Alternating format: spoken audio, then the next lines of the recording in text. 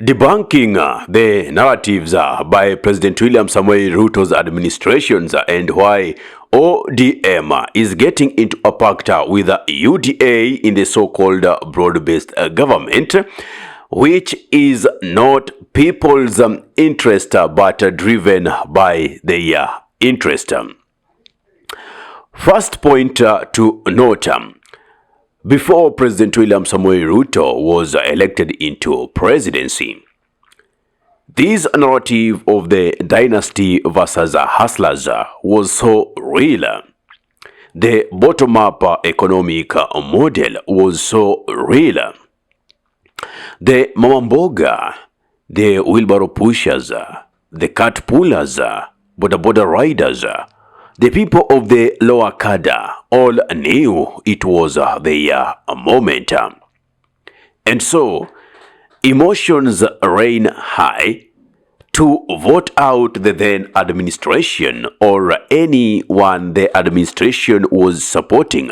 In this sense, Raila Amolo Odinga, who was being supported by the then President Uhuru Muigai Kenyatta, and even government machinery was used in those campaigns. Now, the dynasty versus hustlers narrative was that there are those people who are coming from well-known families, families that had acquired wealth through dubious means of pressing the economy so much, thereby injuring the economy of the people and making the pockets of the rich men completely full. So we were meant to believe that those families, the Kenyattas, the Odingas, those were the main problem that Kenya had because they were embezzling funds meant for public use into their personal use. The narrative did sell so quickly, Kenyans bought it, and they did vote in William Samoei Ruto. Now, when the opponents, which was the Azimio la Umoja, were not happy with the results, they contested it.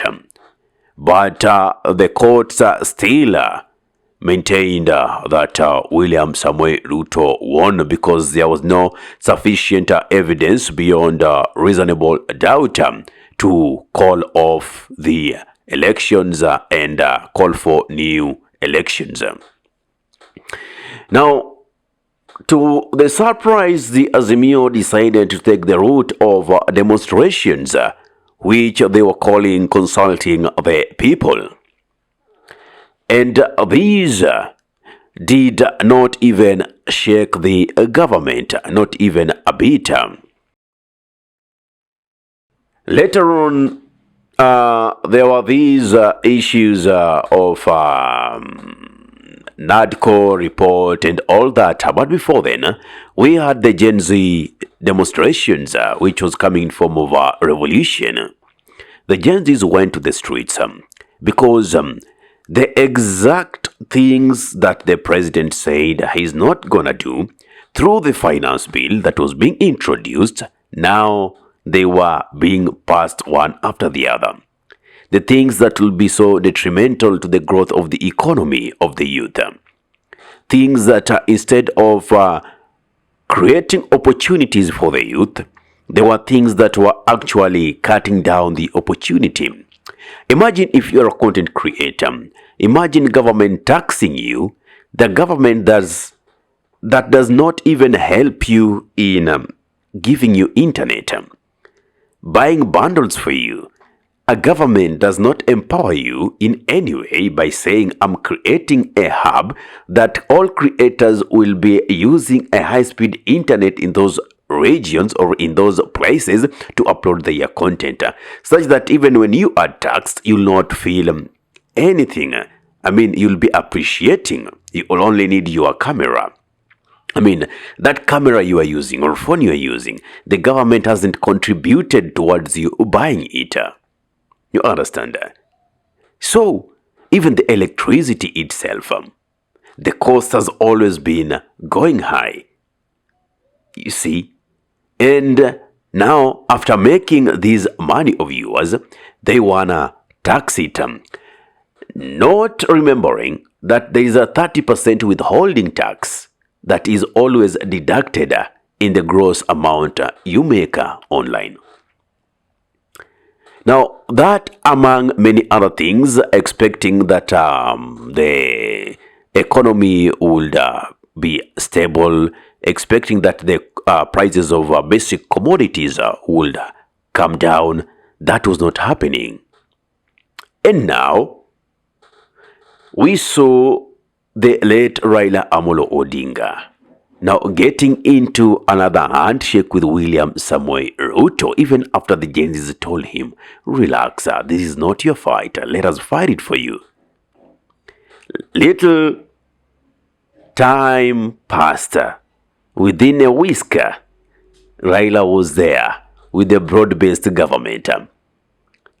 We saw the MP, the then MP for Gunja, Pio Wandai, appointed in the Ministry of Energy as a CS. We saw Ali Hassan Joho, blue in the mining and blue economy, Wycliffe Ongatsio Paranya in the cooperatives, John Mbadi, CS for Treasury, and just like that, even those who are directly associated with the previous government, we saw them now being included in these ministries. Now, what happened to the dynasty versus hustler narrative? The same people that you are saying were the problem are now the same people you are inviting to help you. Debunk number one. Now, two, why the ODM as a party is not interested in you as a people. You are just a bargaining capital for them. That is why they come with now another narrative of Linda ground. Ni nini wanalinda? Protecting the ground. They want to protect their votes. Recently, we saw President William Samoei Ruto appoint Mama Ida Odinga as the ambassador of UNEP. Did she reject the offer? She didn't. She took it with two hands. Before then, whom did we saw so vibrant in Kamukunji grounds? It was Winnie Odinga and the son of Raila Jr. And it was a parallel one to the one that Oburu Oginga and the team was holding in Kakamega.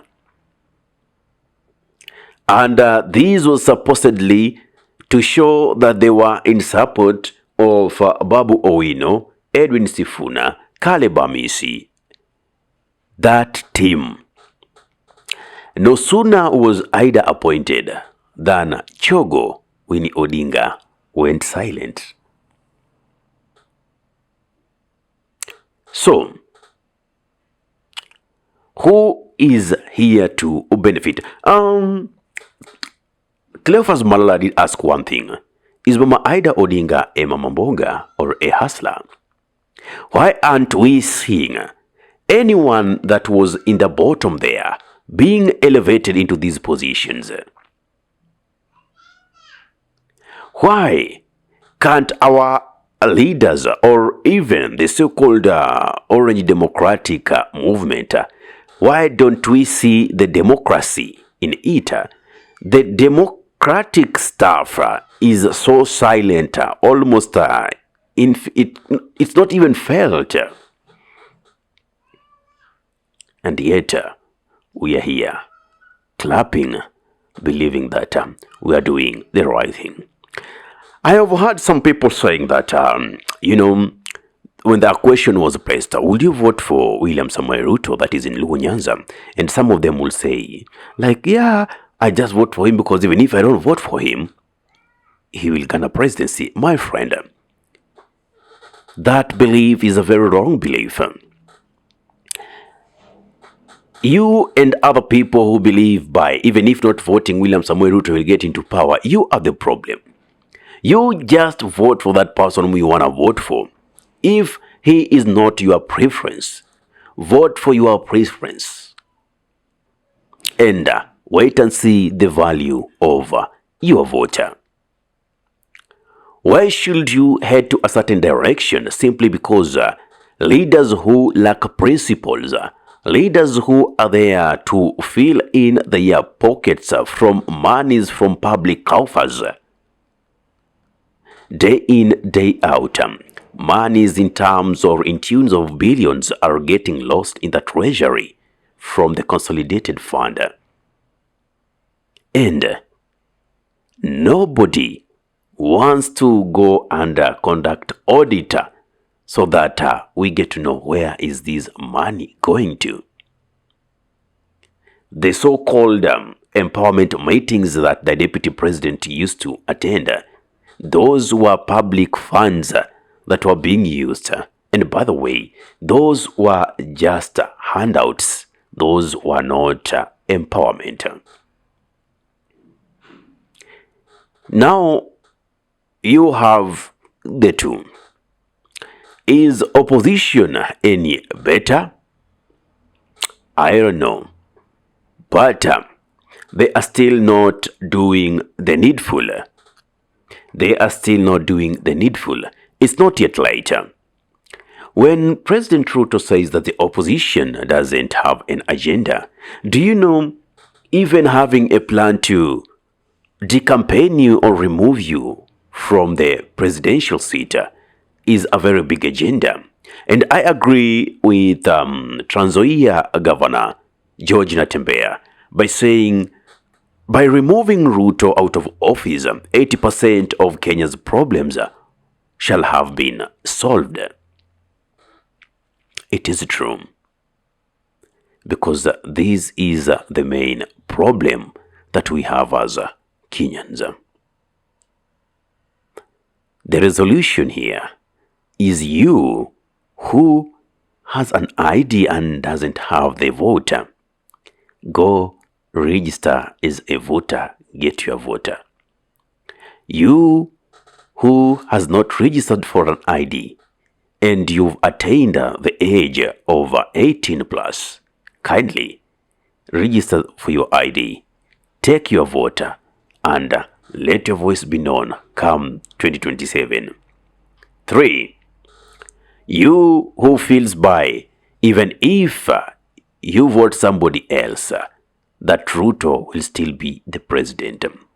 Debunk that theory out of you. Let your vote count, because I know there are many of you outside there with that kind of noxious belief. Debunk it. Go to the voting station. Vote for your preference. Not because a certain leader is directing you towards that line, but use your due diligence to analyze the promises versus what has been delivered, and use that to gauge on which side are you voting. Give me your take in the comment section below. If you're watching from a YouTube channel and you love content of this nature, kindly subscribe and press the notification button so anytime that we are live or we upload content of this nature, you'll be the very first person to be notified. Ahmed Khalif is my name for the Unscripted Talks here in Dab Radio. Assalamu alaikum warahmatullahi wabarakatuhu. Kwa timba kali za Afrika, Dab Radio ndio mpango mzima.